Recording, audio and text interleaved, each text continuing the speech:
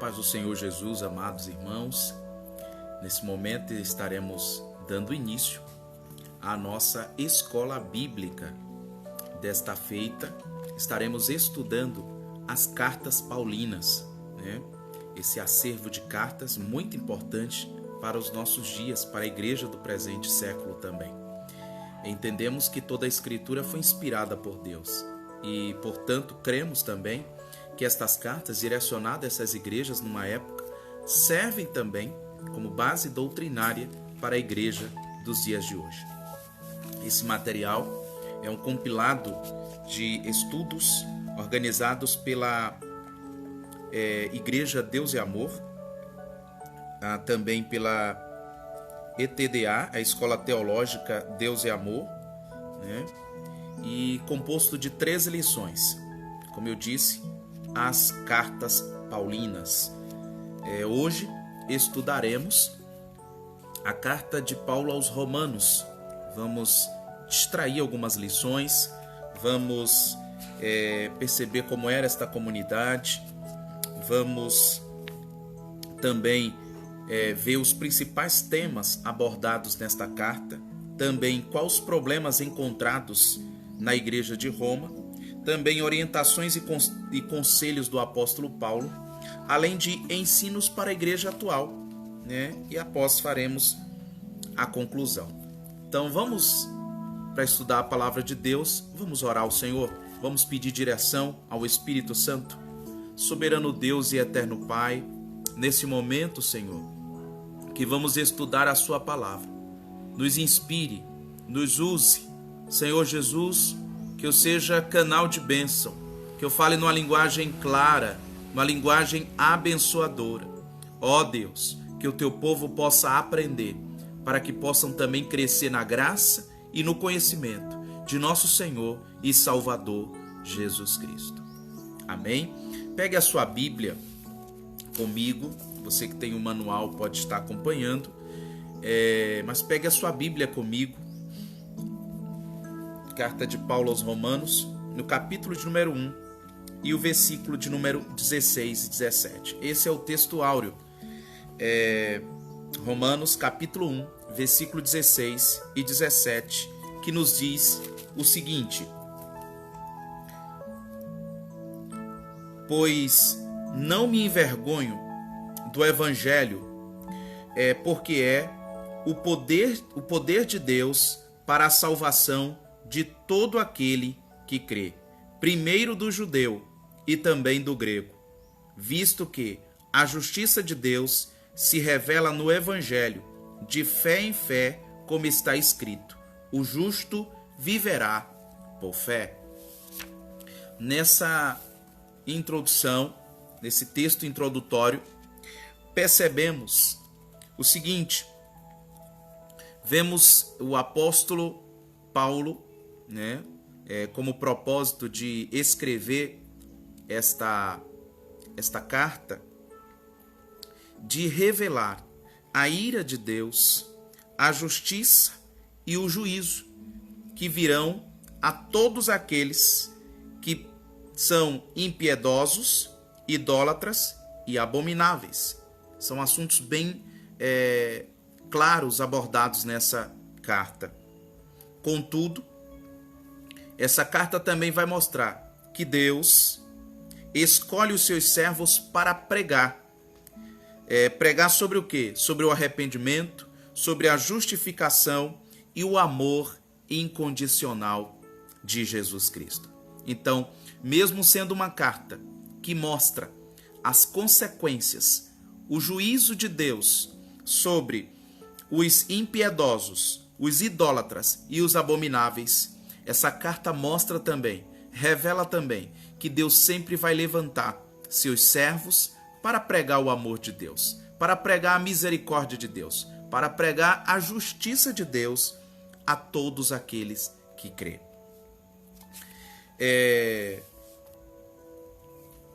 O objetivo desta lição de hoje, ou melhor, os objetivos dessa lição são os seguintes. Primeiro, entender que por mais que o pecador, por mais pecador que o homem seja, sempre haverá uma esperança para ele.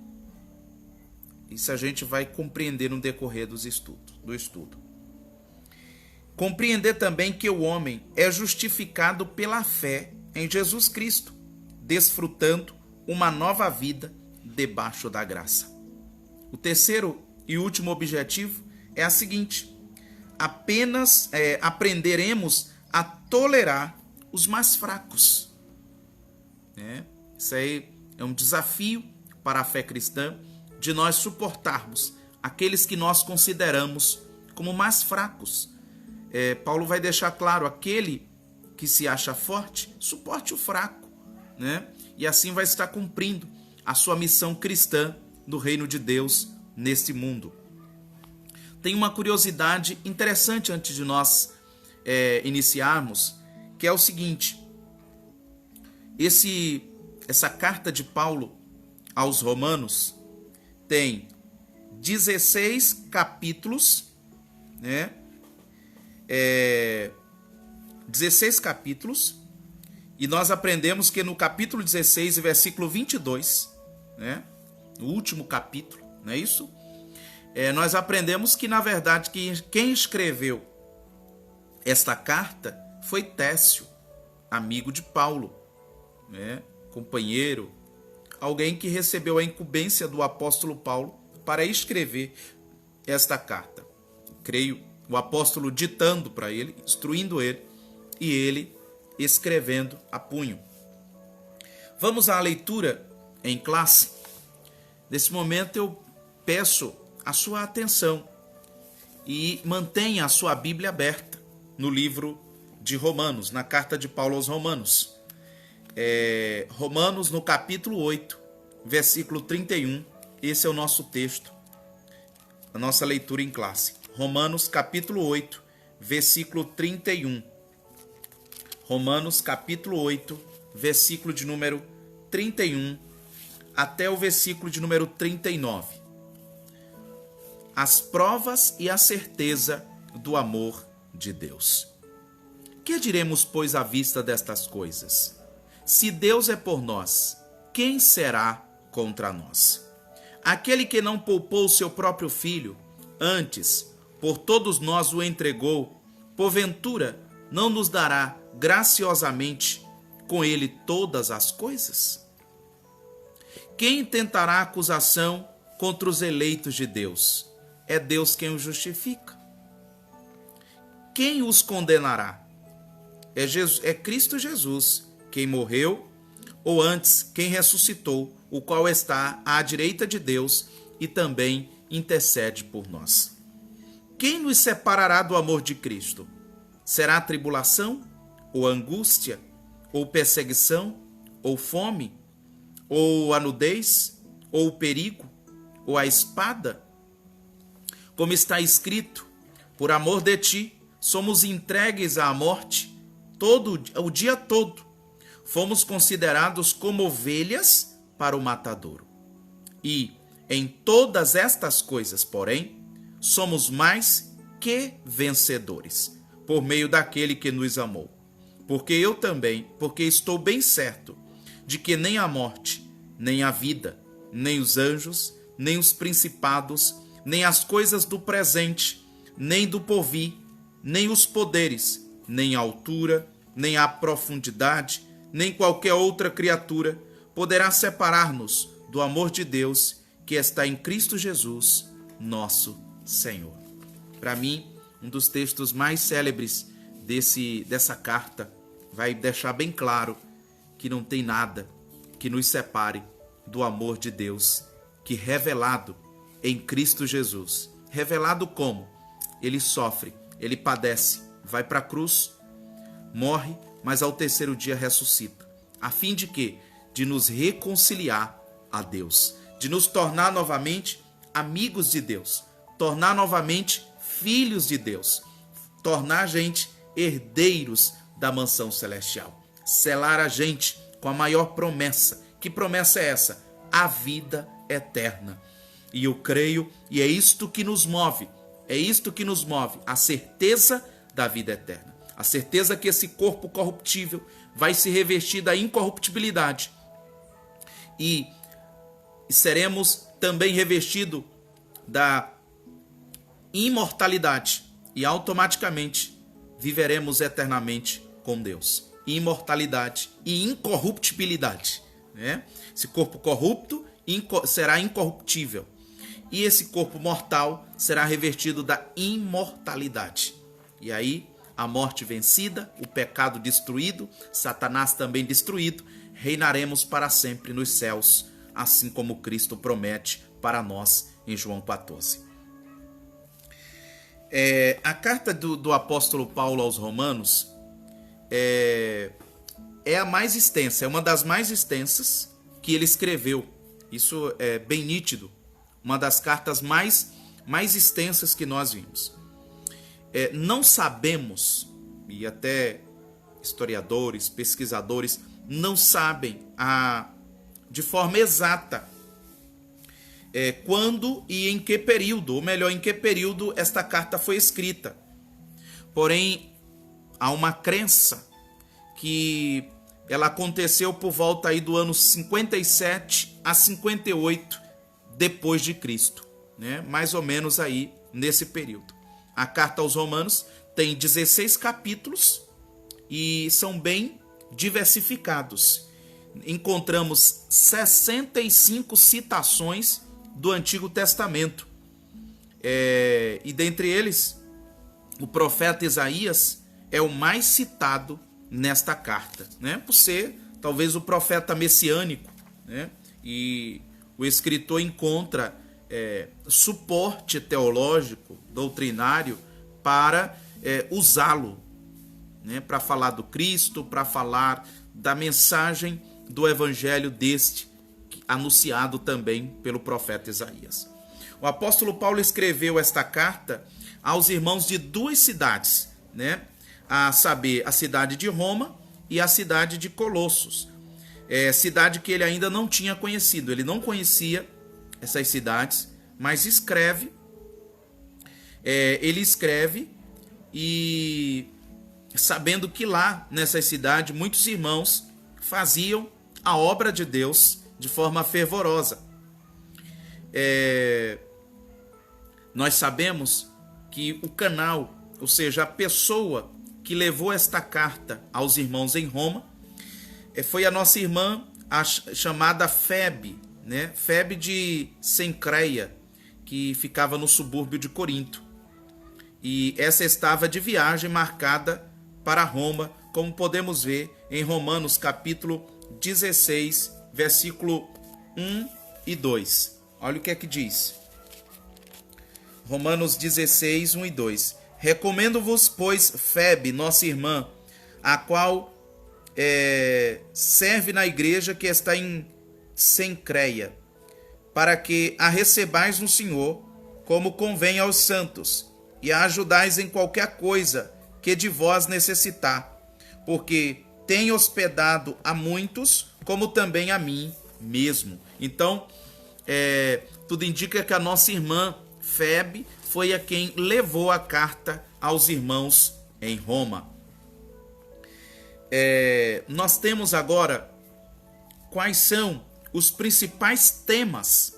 Quais são? Já se perguntou quais são os principais temas tratados nesta carta? Já sabemos que ela é endereçada aos romanos e também aos irmãos de Colossos.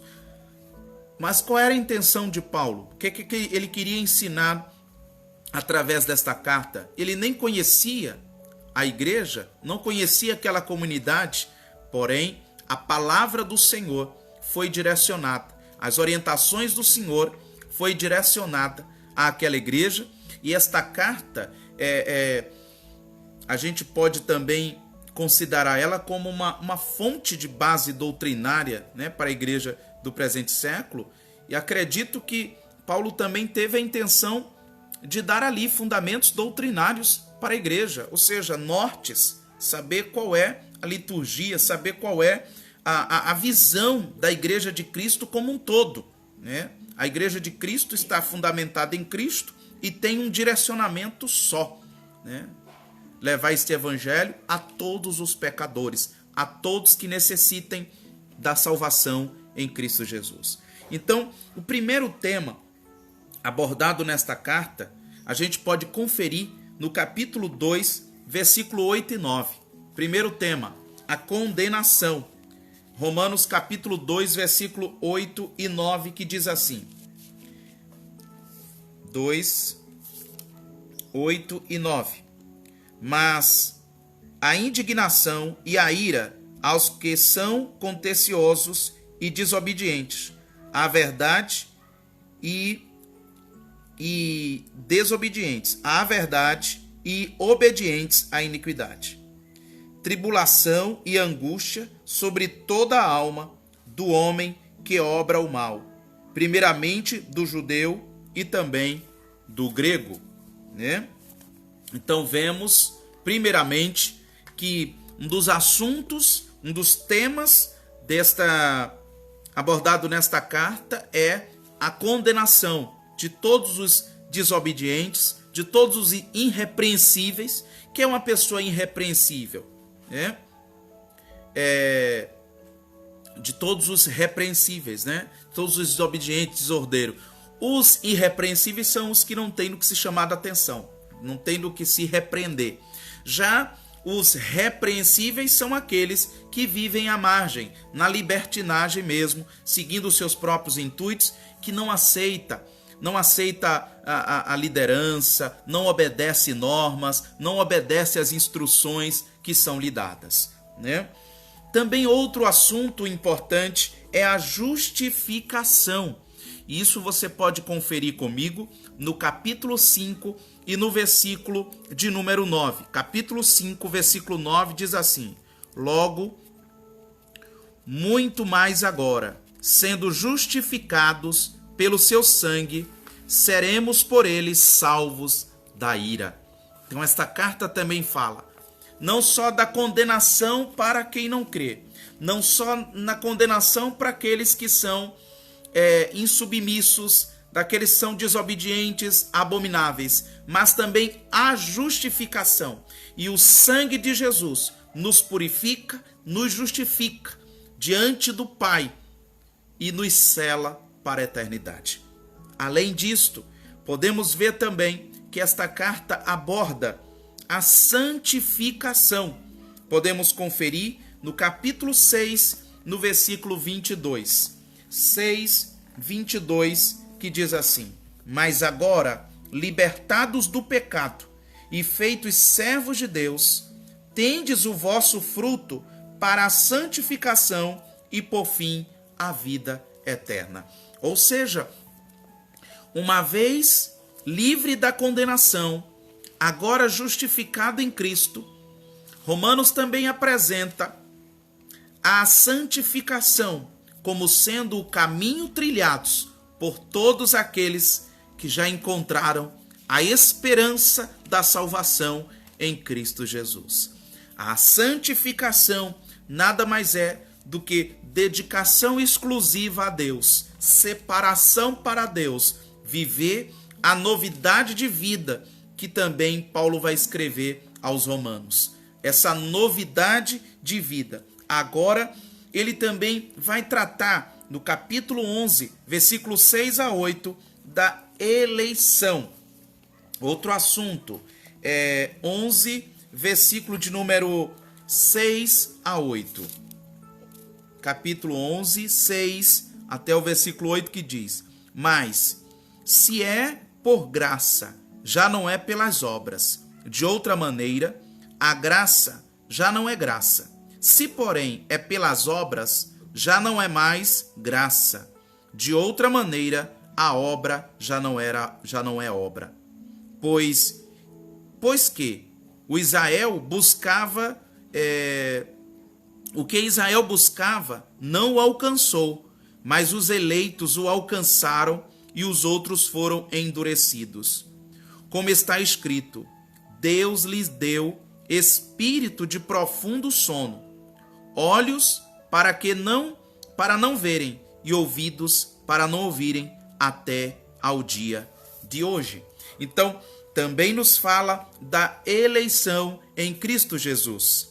Em Cristo Jesus somos eleitos de Deus, não pelas obras, mas pelo favor imerecido de Deus manifesto em nós. A graça é favor imerecido do Senhor.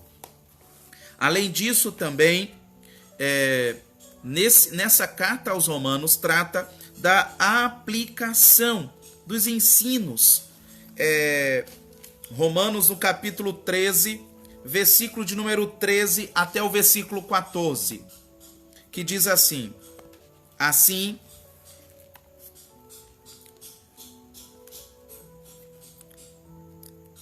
andemos honestamente, como de dia, não em glutonarias, nem em bebedeiras, nem em desonestidades, nem em dissoluções, nem em contendas e inveja, mas revesti-vos do Senhor Jesus Cristo, e não tenhais cuidado da carne em suas concupiscências.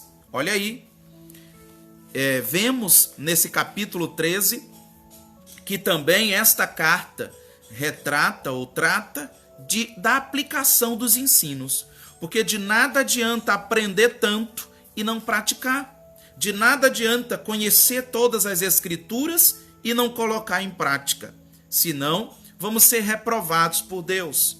Não adianta recitarmos de forma bonita, é até legal, os versículos, mas se eles não encontram na nossa prática, né?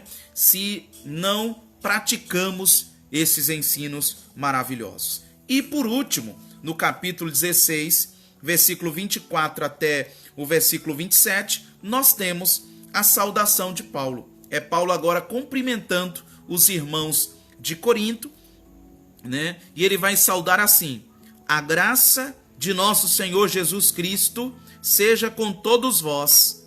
Amém. Ora, aquele que é poderoso para vos confirmar segundo o meu evangelho e a pregação de Jesus Cristo, conforme a revelação do mistério que desde tempos eternos esteve oculto, mas que se manifestou agora e se notificou pelas escrituras dos profetas, segundo o mandamento do Deus eterno, a todas as nações para a obediência da fé.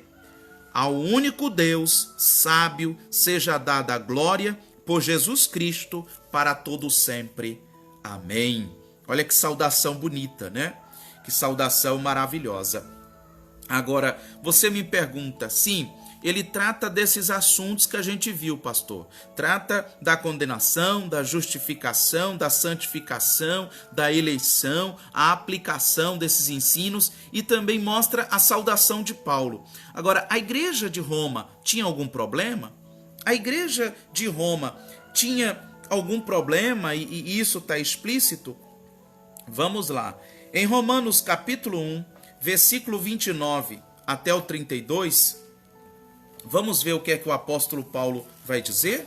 Romanos capítulo 1, versículo 29 até o versículo de número 32, que diz assim: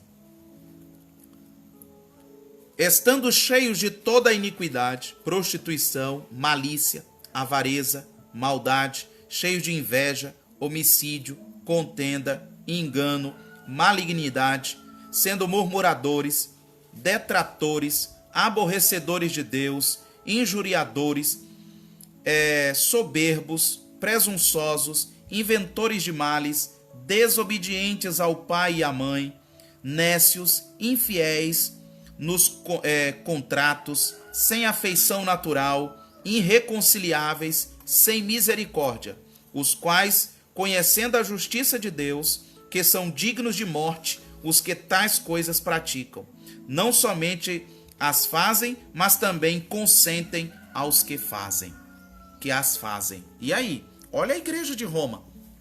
Olha o que tinha na igreja de Roma. Tinha desobedientes, arruaceiros, caluniadores, murmuradores. Talvez não seja diferente dos dias de hoje. É o que nós combatemos, irmãos. É o que nós também combatemos nos dias de hoje como bons soldados de Cristo.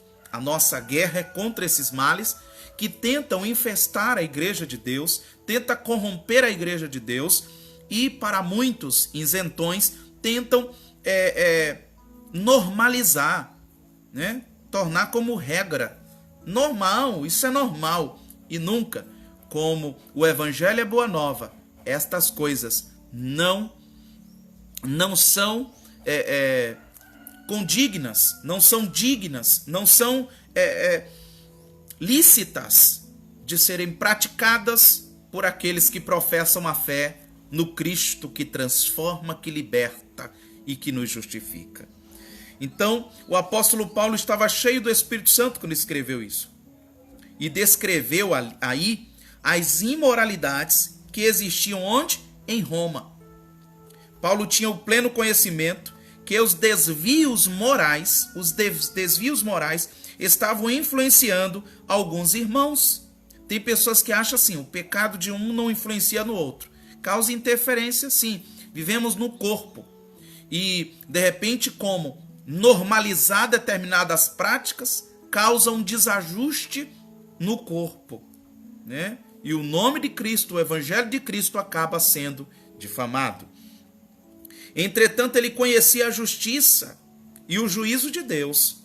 Paulo também era conhecedor da imensa misericórdia que havia se manifestado através de quê? Através do sacrifício do Senhor Jesus Cristo na cruz do Calvário. E também da justificação alcançada pelo mais vil pecador por meio de quê? Da graça, mediante a fé e no Filho unigênito de Deus. Então, como conhecedor disto, Paulo refuta. Paulo agora vai combater, dizendo que estas coisas não ficarão isentas de juízo. Vai ter consequências. E como igreja, devemos estar irrepreensíveis. Como igreja, irrepreensível na presença de Cristo e da sociedade também. Paulo escreveu no capítulo número 3, versículo 23, dizendo: porque todos pecaram e estão destituídos da glória de Deus. Ou seja, por causa do pecado, o homem está afastado de Deus. Mas qual é a solução? Ele também apresenta. No versículo seguinte, ele também diz: sendo justificados gratuitamente, olha que coisa linda, pela graça, pela redenção que há em Cristo Jesus. Ele também afirma, dizendo que agora, isso Romanos 8:1, agora nenhuma condenação há para os que estão em Cristo Jesus, que não andam segundo a carne, mas segundo o Espírito. Quando não há mais condenação na vida do homem? Quando é que o homem está livre da condenação? Quando é que o homem está livre da condenação? É quando ele está em Cristo Jesus. Mas como é que eu demonstro que eu estou em Cristo Jesus? Não andando segundo a carne, não andando mais conforme o meu coração que é enganoso, não seguindo os ditames da minha alma, mas seguindo sim os ditames da palavra de Deus, seguindo as orientações da palavra. Viver em espírito significa dizer viver em conformidade com os ensinos de Jesus. Significa dizer praticar os ensinos de Cristo Jesus. Paulo estava dizendo a estes exordeiros de Roma: há esperança para você, mas se vocês andarem nos ensinos de Cristo, repudiarem este mal e aceitarem a justificação de Cristo Jesus pelo derramamento do seu sangue. Nós temos ainda as orientações e conselhos do apóstolo Paulo. No capítulo 12 da carta aos Romanos, Paulo vai ensinar aos cristãos sobre a importância da obediência à palavra de Deus. Eu estou falando obediência. Irmão, ser escravo mesmo da palavra de Deus. Talvez pode soar estranho para vocês, mas ser mesmo escravo da palavra de Deus, ser servo da palavra de Deus, respaldar o seu viver pela palavra de Deus, toda a sua fala pela palavra de Deus, toda a sua vida em sociedade pela palavra de Deus. Não seguimos os ditames desse mundo, mas seguimos unicamente os ensinos, as instruções da palavra de Deus. Como disse Paulo, escrevendo a Timóteo, ele vai dizer que toda a escritura é inspirada. E quando ele usa o termo inspirada, ele está dizendo: as escrituras têm a vida de Deus. Por isso, obediência à palavra do Senhor nosso Deus. Então, ele ensinou a importância da obediência à palavra de Deus e deu também vários conselhos que estão registrados neste capítulo. Como, por exemplo, é um versículo célebre, conhecido por muitos cristãos hoje, que é o Romanos 1, 2, 3, que não se conformem com este mundo, tenham uma mente transformada pela renovação do Espírito Santo, amai ao próximo como amor fraternal e não fingido, e entre outros conselhos. Então o que é que Paulo vai dizer? Romanos 12, 2. E não vos conformeis com este século, este mundo, mas transformai-vos pela renovação do vosso entendimento, para que experimenteis qual seja a boa, agradável e perfeita vontade de Deus. O cristão ele só vai experimentar a boa, agradável e perfeita de Deus quando ele vive conforme as Escrituras. Ele vive uma vida de acordo à transformação que a palavra provocou na vida dele, na vida dela. O apóstolo Paulo também ensinou sobre a tolerância. Eu falei tolerância para com os fracos na fé. Muitas vezes, aqueles que tropeçam, aqueles que caem, aqueles que muitas vezes fraquejam, são muito criticados, são rejeitados. E isso não é prática cristã. Isso não é prática da igreja que Cristo disse que fundamentou nele. Se é uma igreja fundamentada em Cristo, não tolera o pecado, mas tolera os fracos, tolera os caídos, não tolera o pecado deles. A gente vai combater o pecado, vai tratar das vidas e rejeitar o pecado. É como Deus amou o mundo, amou a todos de uma mesma forma. É um amor incondicional, um amor maravilhoso. Como não sentir, como não viver esse amor maravilhoso, como não se alegrar por esse amor de Cristo Jesus. Porém, aos fracos, àqueles que caindo, levantando, querem chegar ao céu, precisamos tolerá-los, né? A tolerância com os fracos na fé, também ele ensina também a importância do respeito.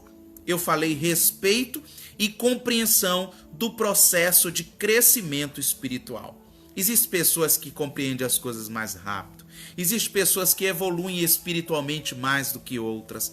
Tem pessoas que têm muitos anos na igreja, mas Deus tem que nos dar graça para suportá-los. Porque qualquer coisinha se abate, qualquer coisinha se entristece.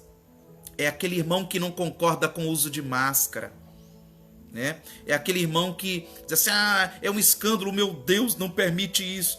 A gente sabe que isso é uma ignorância, mas a Bíblia nos ensina a suportar esses irmãos. Existem aqueles que se escandalizam com aqueles que vestem... o irmão vestiu uma calça jeans, ele se escandaliza, né? Suporte esse. Tem aqueles que vão se escandalizar com aqueles que têm o WhatsApp. Suporte esse. Suporte os fracos espiritualmente. Suporte aqueles que ainda não teve a compreensão que você tem. Suporte aqueles que não têm um nível de conhecimento bíblico como você. Aprenda a respeitar, tolerar e ajudar. Porque se usa esse seu conhecimento, se usa essa sua compreensão como algo superior, se coloca como superior a alguém, está negando a fé, né? Então, as Escrituras e as instruções do apóstolo Paulo vai dar esse suporte, esse ensino à tolerância, né? A compreensão do processo de crescimento espiritual na vida de cada um. Aí ele declara assim, Romanos 15, versículo 1 e 2 diz assim: os fortes participem das lutas dos fracos e vivam a experiência de se identificar com o sofrimento do irmão. Então é assim, A partir do momento que eu compreendo a luta do irmão, a fraqueza do irmão, isso também me faz crescer espiritualmente. Porque vai me fazer ter atenção. E eu me colocar no lugar dele também vai fazer o quê? Quem está de pé, cuide para que não caia, né? Eu sei que existem algumas pessoas que gostam de usar a seguinte justificativa: a carne é fraca, mas o pecado não é vitamina. O pecado não é nenhum complexo de vitaminas que te fortaleça. A gente precisa também santificar-se. Existe aqueles, me tolere que a Bíblia... Sim, tolera, mas vai ser repreendido, vai ser chamado a atenção, vai ser corrigido, vai ser disciplinado, vai ficar fora de atividades, vai passar por processo, mas a gente não vai desistir. A gente não desiste e não pode desistir. Nenhum pode desistir um do outro. Todos temos que estar unidos. Imagina, se o pé inflama, a mão vai ajudar a tratar. Se a perna inflama, todo o corpo também. Então, assim deve agir a Igreja de Deus, suportar um ao outro. Nós temos também um compêndio de conselhos ainda do apóstolo Paulo para a Igreja de Corinto. Nós temos o seguinte, no capítulo 12, no versículo 11, confira, Paulo vai estar orientando o seguinte: não sejais vagarosos no cuidado, né? Romanos, capítulo 12, versículo de número 11. Não sejais vagarosos no cuidado, sede fervorosos no espírito, servindo ao Senhor. Então Paulo vai falar do fervor, né? Do fervor nos serviços e nos cuidados da prática dos ensinos do Senhor. No capítulo 12, versículo 12, Paulo vai também dar um outro conselho: sede pacientes na tribulação. Sede pacientes na tribulação. Alegrai-vos na esperança, sede pacientes na tribulação, perseverai na oração. Ainda no versículo 12, ele diz, capítulo 12, versículo 12, alegrai-vos na esperança e também perseverai em oração. Olha quantos conselhos maravilhosos, quantos conselhos práticos, conselhos poderosos. Ainda no capítulo 12 e no versículo 13, Paulo vai dizer, segui a hospitalidade e abençoai os que te perseguem. Ser hospitaleiro. Ser hospitaleiro não é... Uma certa vez eu vi alguém, eu ri até, dizendo que ser hospitaleiro é ir no hospital, e não é isto. Ser hospitaleiro é ter a capacidade de hospedar, de acolher alguém. Ser acolhedores. Precisamos ser acolhedores. Acolher quem cai, acolher quem fracassou, quem falhou com a gente, quem nos decepcionou. Acolher todos quantos necessitem dessa prática maravilhosa. E abençoai os que te perseguem. Alguém te perseguiu? Alguém falou algo que você não gostou? Fez algo? Abençoai ele, não lance maldição. Não lance palavras contra ninguém. Que dos seus lábios saiam palavras abençoadoras. Então, abençoe. 12, versículo 15 ainda de Romanos diz assim: chorai com os que choram, e não sejam sábios em vós mesmos. Chorai com os que choram. Que conselho lindo. Quantas pessoas, né, rejeita quem chora. Isso aqui é quem chora devido às aflições, às suas fraquezas, às suas lutas interiores ou exteriores, que choram de arrependimento. Chorai com eles. Os que choram porque estão órfãos, estão desprezados, não são assistidos. Chorai com estes. Além do mais, não sejam sábios em vós mesmos. Sabedoria própria, eu me achar. Mas que toda a sabedoria nossa venha dos altos céus. Porque essa sabedoria, ela vai estar à disposição do reino de Deus. Ainda no capítulo 12, versículo 20, o apóstolo Paulo vai orientar a igreja em Roma, dizendo o seguinte: a ninguém torneis mal por mal, e tendes paz com todos os homens. Que coisa linda! Esse aqui é um célebre versículo. Portanto, se o teu inimigo tiver fome, dá-lhe de comer. Se tiver sede, dá-lhe de beber. Porque fazendo isso, amontoarás brasas de fogo sobre a tua cabeça. Além do mais, não te deixes vencer do mal, mas vence o mal com o bem. Então, ele está mandando o quê? Orientando o quê? Olha que conselho. Pague o mal com bem. Não pague o mal com o mal. Não pague o mal com o mal. Não trate as pessoas da mesma forma mal que elas se trataram. Se foi grossa, trate com educação. Se foi cortês, seja cortês também. Se te ajudou, ajude também. Se você ajudou e depois ela não te ajudou, quando ela precisar, ajude. Faça a diferença. Faça a diferença.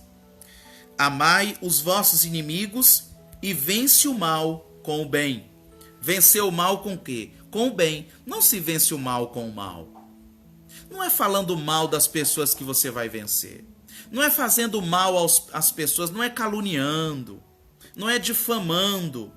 Ah, ela me paga, ele me paga. Não é desta forma. A prática cristã, a prática dos ensinos de Cristo é diferente. É retribuir o mal com o bem. Amém? Ele tinha, o apóstolo Paulo, quando ele dá todas essas instruções, ele tinha o propósito de escrever esta carta. E qual era? Ele visava o crescimento, o fortalecimento e a unidade da igreja de Cristo em Roma. Olha que propósito lindo. Ainda que você leia alguns textos, como nós lemos, o capítulo 1, versículo 29 e 32, você veja os títulos que ele usa ali, das práticas, pareceu pesado, né? Mas qual era o intuito? Perceba na fala do seu pastor, do seu líder, do seu dirigente, quando ele estiver ensinando, doutrinando, perceba amor, perceba a transparência, perceba a preocupação dele de quê? De lhe levar ao crescimento, ao fortalecimento e provocar unidade na igreja.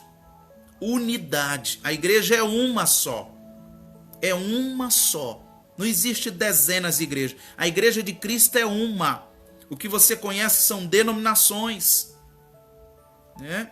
Denominações, mas a igreja de Cristo é uma só. E a igreja de Cristo segue uma única instrução, um único propósito que está descrito na Santa Palavra de Deus.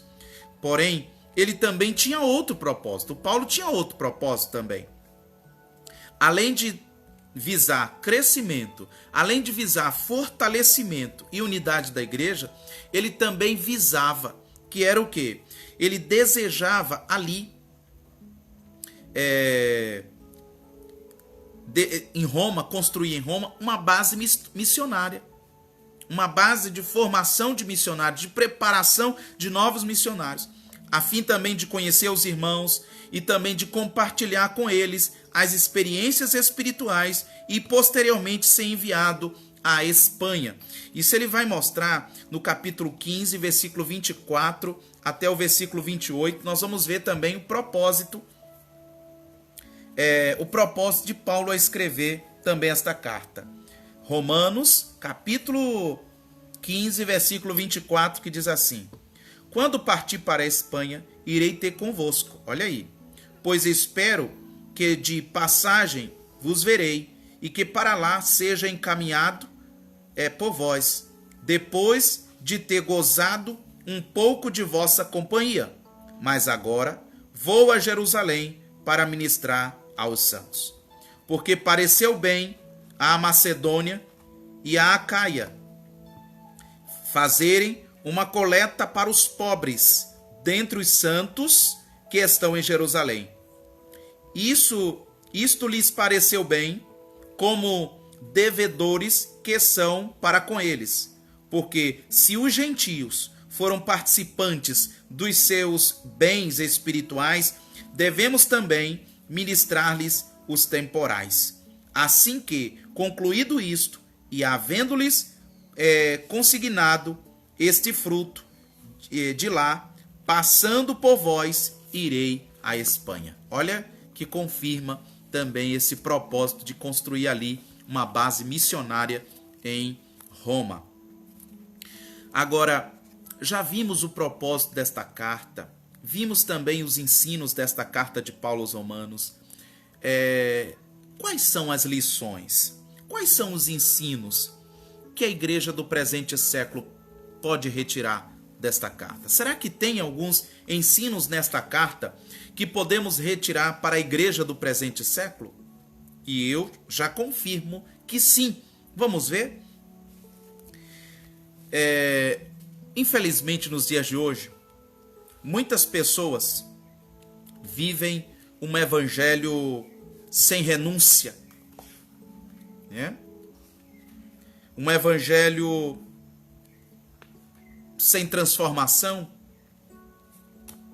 Não há uma mudança, não há uma metanoia.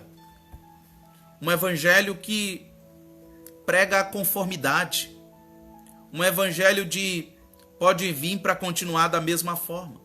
Não é um evangelho de transformação. E aí, esse evangelho, entre aspas, porque não é o evangelho de Cristo. O evangelho de Cristo é um evangelho de renúncia, é um evangelho de transformação. Alguns não se parecem nada com o cidadão do céu. A gente vê a cristandade do presente século que não se parece em nada com o cidadão do céu. O que acontecia há décadas passadas não acontece hoje. A pessoa se entregava a Jesus, começava a orar, começava a ler a Bíblia, começava a participar dos ensinos da palavra e todos já percebiam uma mudança, uma transformação. Hoje nós vemos uma cristandade sem mudança, sem transformação. São lâmpadas sem luz, são lamparinas que não acendem, são aqueles que não fazem a diferença. É um sal sem sabor. Por isso escandalizados, por isso debochados pelos ímpios, pelos incrédulos, por aqueles que rejeitam Jesus Cristo. Porque é um sal sem sabor, é uma lâmpada que não acende, que não influencia, não faz diferença alguma. Ninguém sabe se é servo de Cristo ou servo do mundo. E esses desmandos aí na palavra, no evangelho têm crescido, têm aumentado, e é vergonhoso. Mas como noivos, não parece como a noiva do cordeiro, mas antes eles vivem para o seu bel prazer, servindo do meu jeito. Cristo me entende, já viu assim? Cristo me entende, eu estou servindo do meu jeito. Cada um serve a Deus. Deus cobra de mim, mas não cobra dele. O que Deus cobra de você, não cobrou de mim. Então é uma confusão total que se fazem. E aqueles que não têm conhecimento bíblico seguem como cordeirinho sem questionar nada. Muito cuidado com esse evangelho promíscuo, né? Esse evangelho das trevas. Vivem dissolutamente, buscam primeiramente as coisas terrenas e menosprezam o reino de Deus e a justiça. São totalmente dependentes do seu eu. Vivem com o seu eu, o seu ego inflamado, inflado. Querem mensagens que massageiem o seu ego. Por isso nós temos hoje vários pregadores popstars, né? Vários aí, você tem nas diversas redes aí, aqueles que pregam aquilo que as pessoas querem ouvir e vão ter multidão justamente por isso. Diferente do apóstolo Paulo ensinando a igreja em Roma, que bateu de frente, mostrou que há um Deus irado, providenciou o sacrifício, a redenção, a justificação, porém não é complacente com o pecado humano, né? Então, muitos desses de hoje vivem com seu ego inflamado, são amantes de si mesmo, aborrecedores de Deus, pessoas que precisam conhecer verdadeiramente o evangelho que liberta, transforma e leva para o céu. o egoísmo tem se propagado intensamente nas igrejas. O egoísmo, o egocentrismo, o eu. Por isso que quando se repreende, aí vai pular de igreja. Quando não prega a mensagem que eles querem ouvir, vai pular de galho em galho, esse pastor não serve. Quando bate de frente com a ferida, né? Mesmo que seja com amor, mas está tratando, eles não aceitam, né? Não aceitam. E não é que vai se pregar para que alguém aceite ou concorde. A palavra de Deus é de verdade essa, que confronta, que bate, que traz a consciência, a condição humana de afastado de Deus, afastado de Cristo, e só se rendendo a Cristo, só se rendendo a Cristo, né? Só se rendendo a Cristo para se ter esperança de vida eterna, né? O egoísmo tem se propagado intensamente nas igrejas, eu falo no âmbito geral, né? Pessoas importantes somente com o seu bem-estar físico e material, é aquela falsa ideia da teologia da prosperidade, que a demonstração de que você é filho de Deus, de que você está bem com Deus, é que suas finanças vai bem. Mas existe o príncipe deste século. Não adianta estar bem financeiramente, não adianta estar bem fisicamente. A gente vê nos cultos, algumas pessoas, você perguntar o que você veio fazer, vim buscar uma cura, eu vim buscar uma resposta, eu vim buscar a solução de uma causa na justiça. Não que não se deva orar por isto, mas priorize estar bem com Deus, priorize a sua comunhão com Deus, priorize o seu relacionamento com Cristo, porque se o seu relacionamento com Cristo vai bem, você vai poder todas as coisas em Cristo Jesus. O cristão pode ficar enfermo, o cristão pode padecer necessidades, o cristão morre, o cristão fica doente, o cristão pode ficar depressivo, o cristão pode ficar endividado. Pode acontecer as desgracidências, não vai ser regra. Mas não vamos priorizar o ego. Eu estou bem. Sim, como é que esse teste aí? Como é que é feito esse diagnóstico de estar bem? O relacionamento com Cristo vai bem? Ah, mas a saúde vai bem, graças a Deus eu estou bem. Nem sempre. O rico estava muito bem fisicamente. Economicamente estava excelente, mas espiritualmente estava desgraçado. A igreja de Laodiceia estava bem aparentemente, se vestia com púrpura, se gloriava, rico sou e de nada tenho falta. Mas o Senhor diz o quê? És pobre, nu, cego. São uma pobreza desgraçada, porque faltava-lhes a graça, faltava-lhes a prática do amor, da misericórdia, da humildade. Estavam distantes completamente do Senhor. Então isso é muito sério, isso leva para a gente refletir. Então, nem sempre estar bem fisicamente e materialmente significa dizer que está tudo ok. É preciso olhar ou se preocupar com o que acontece ao nosso redor também. Como é que está o meu irmão? Como é que está a sua irmã? Como é que está seu pastor? Como é que está seu vizinho? Como é que está a sua família? Não adianta eu dizer que eu estou bem se quem está ao meu redor não está bem. Que cristianismo é esse? Que amor de Cristo é esse? Onde eu estou dando gargalhadas e as pessoas à minha volta não estão lá chorando. Isso é um falso cristianismo. Isso é o falso evangelho. Repreende ele. É anátema isto. É anátema. É anátema. Portanto, precisamos testemunhar que existe um Deus que ama um pecador. Isso é o que aprendemos nos dias de hoje. E isso é o que Romanos ensina para nós, a carta de Paulo aos Romanos. Que existe um Deus que ama o pecador e ele deu o seu único filho para morrer por toda a humanidade. E precisamos reconhecer que pela graça somos alcançados mesmo não merecendo. Eu não mereço, você não merece. Eu não mereço, você não merece. Não somos merecedores, mas Cristo morreu por nossos pecados. Isso é muito importante. E você me pergunta, o que é que a gente pode concluir desta lição de hoje? Vamos lá? O que é que a gente pode concluir?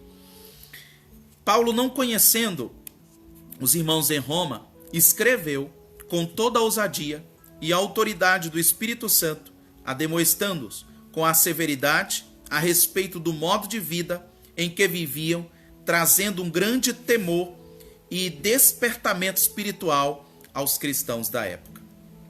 Através desta carta, Paulo ensinou aos irmãos que estavam em Roma que, apesar do povo viver uma vida corrompida em Roma, corrompida e pervertida, Deus, por meio do sacrifício de Jesus Cristo, teria esperança aos que se arrependessem dos seus pecados. Pois, por pior que seja o pecador, os pecadores poderiam encontrar redenção em quem? Redenção no Evangelho de Jesus Cristo, que é o poder de Deus para a salvação de todo aquele que nele crê. O Evangelho de Jesus traz a esperança, mas não podemos anunciar, não podemos parar de anunciar arrependimento. Arrependei-vos, porque Deus julgará a todos. Deus julgará a todos, mas Ele já providenciou a esperança. Ele providenciou a redenção, e todo aquele que crê é salvo, mas quem não crê já está condenado. Cristo tem solução, Cristo tem perdão. A carta de Paulo aos Romanos é um despertamento para a igreja do presente século, de um Deus que não é complacente com o pecado, que está atento a todas as práticas que vai contra a palavra de Deus, que vai contra os ensinamentos de Cristo, mas também apresenta a solução, a saída. Se crê, toma posse disto. Então, nesta lição aprendemos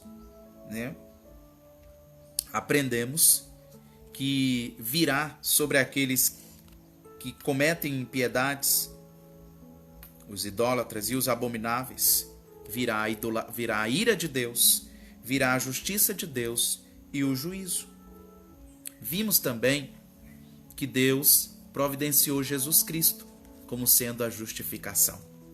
Vimos também que nesse livro, nessa carta de Paulo aos Romanos, o livro do Antigo Testamento mais citado é Isaías, o livro do profeta Isaías. Vimos também nesta lição que Paulo, ele orientou, ele deu vários conselhos aos irmãos de Roma, que está registrado no capítulo 12 de aos Romanos.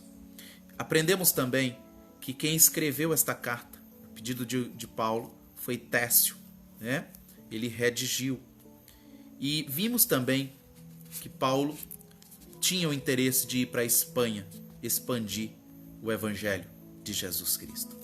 Queridos, que o Espírito Santo continue fazendo-os crescer na graça e no conhecimento de nosso Senhor e Salvador Jesus Cristo. Esse foi o nosso primeiro estudo das cartas do apóstolo Paulo. Hoje, a carta aos Romanos. Até o próximo estudo. Que Deus abençoe em Cristo Jesus. Pai querido, abençoe todo o teu povo. Abençoe todos estes que pararam para assistir essa aula. Que o Senhor possa confirmar sobre eles sabedoria do alto, graça, arrependimento. Ó Senhor, esclarece para eles da tua salvação. Há esperança para quem quer que seja, para o mais vil pecador. Há esperança em Cristo Jesus. Deus continua conosco, desde agora e para sempre. Amém. Que Deus abençoe. Fique na paz de Cristo.